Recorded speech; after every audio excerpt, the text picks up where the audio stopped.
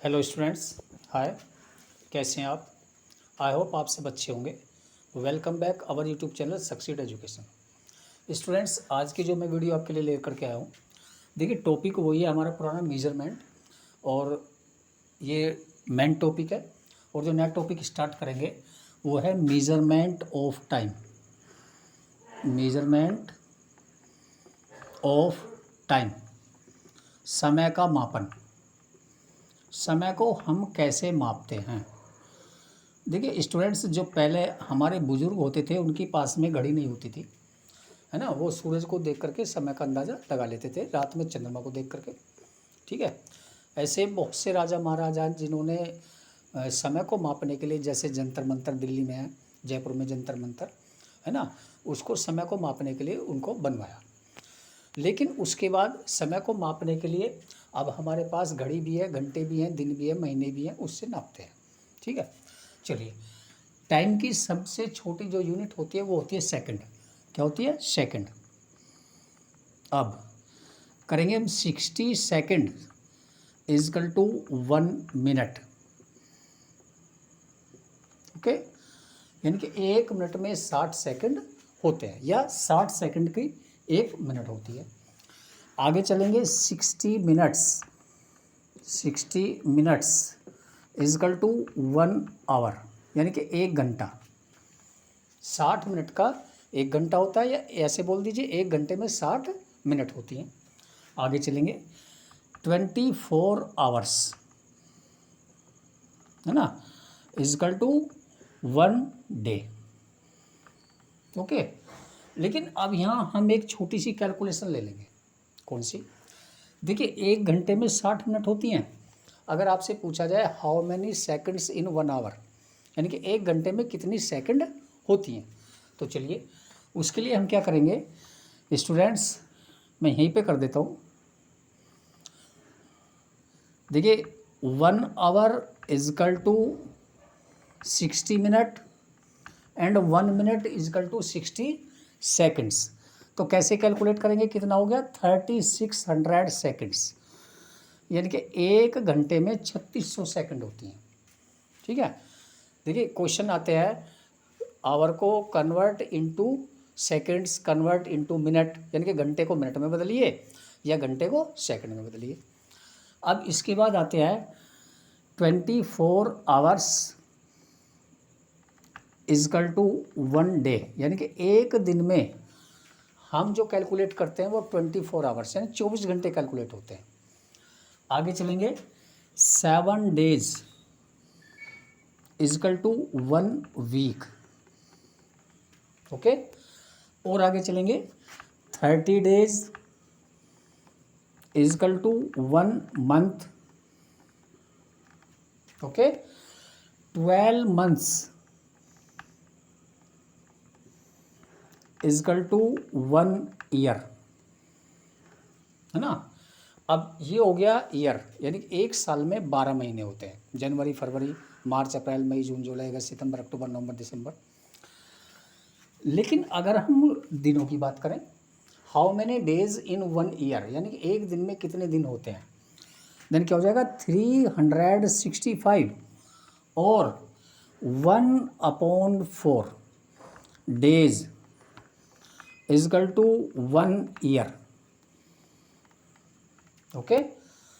Next 366 days is equal to 1 leap year. अब देखिए ये ईयर और लीप ईयर क्या है? ईयर को बोलते हैं हम साल, यानी कि वर्ष। लीप ईयर को बोलते हैं अधिवर्ष। देखिए मैं हिंदी में लिख देता हूँ, अधिवर्ष। अब ये अधिवर्ष होता क्या है, और इसमें 366 डेज ही क्यों होते हैं, इसका एक रीज़न है। देखिए लीप ईयर हर 4 साल बाद आता है। अब कौन से साल में लीप ईयर आता है? देखिए जिस साल को हम 4 से पूरा पूरा डिवाइड कर देते हैं, उस साल में 366 डेज होते हैं। इसका मतलब क्या हुआ? जो फरवरी होती है उस साल में 28 डेज की ना होकर के वो 29 डेज की होती है। अब ऐसा क्यों होता है? देखो ऐसा इसलिए होता है, देखिए यहाँ पर 1/4 डेज है ना। तो देखिए एक मैं आपको छोटी सी कैलकुलेशन करके दिखाऊंगा यहाँ पर कर देता हूँ मैं। देखिए 24 डेज है ना, या ऐसे कर दीजिए 1 day is equal to 24 hours. Okay, अब यहाँ पर है 1/4 डेज, 1/4 यानी कि 1/4 इजकल टू 24 इंटू 1/4, 24 का 1/4 कितना हो जाएगा, 24/4 इजकल टू 6 डेज, 6 आवर है ना भाई। एक दिन में 24 घंटे, तो 1/4 में कितने हो गए, 6 आवर।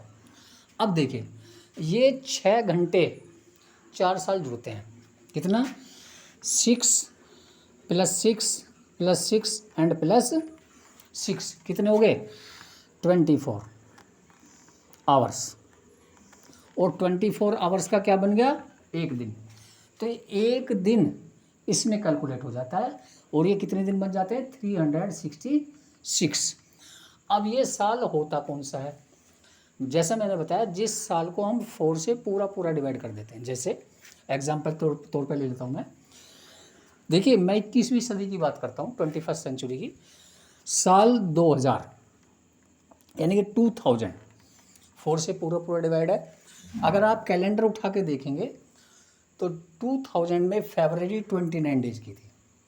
उसके बाद 2004, नेक्स्ट 2008, 2012, 2016, 2020, 2024 एंड 2028।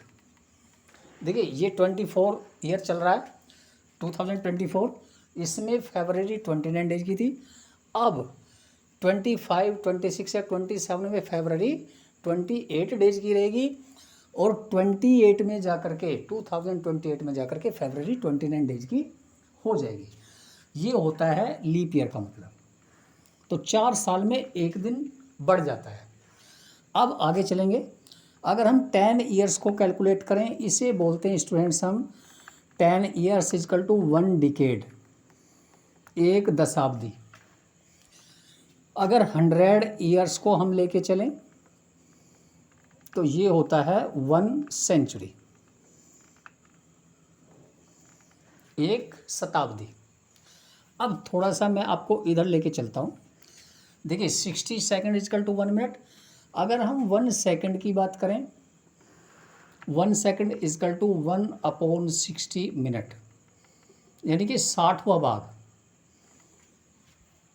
ठीक है। अगर आवर की बात करें यानी कि 1 minute is equal to 1/60 hour. Okay. अगर हम सेकंड में और घंटे में बताएं, है ना, तो देखो 1 सेकेंड इजकल टू 1/3600 आवर। एक घंटे का 36वां भाग 1 सेकंड होता है।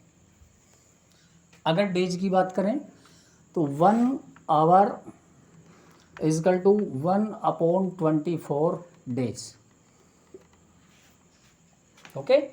ऐसे ही अगर हम कैलकुलेट करेंगे 1 डे की वीक से बात करें, 1 डे इजकल टू 1/7 वीक, यानी कि 7वां हिस्सा, सप्ताह का 7वां हिस्सा।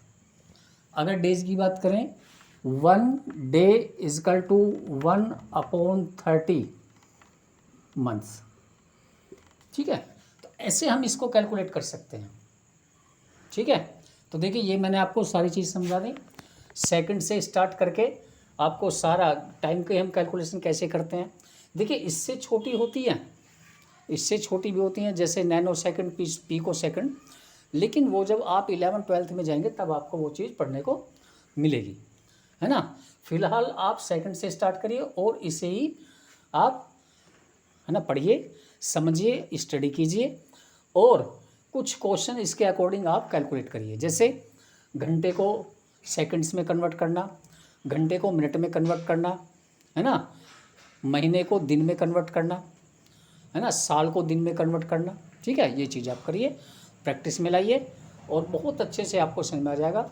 अगर फिर भी कभी किसी तरह की कोई दिक्कत आती है तो आप कमेंट बॉक्स में मुझे भेज सकते हैं। Okay, thank you.